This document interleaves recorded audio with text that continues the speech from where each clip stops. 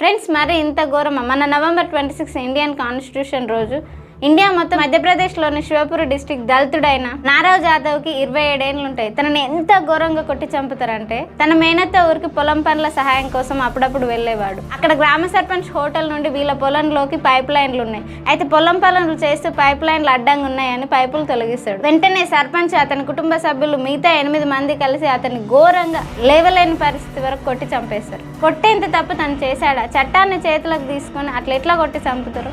దళితుల మీద దాడి చేయడంలో మధ్యప్రదేశ్ 3వ స్థానంలో ఉంది. అక్కడ ల్యాండ్ ఆర్డర్ వెంటిలేటర్ మీద ఉందా?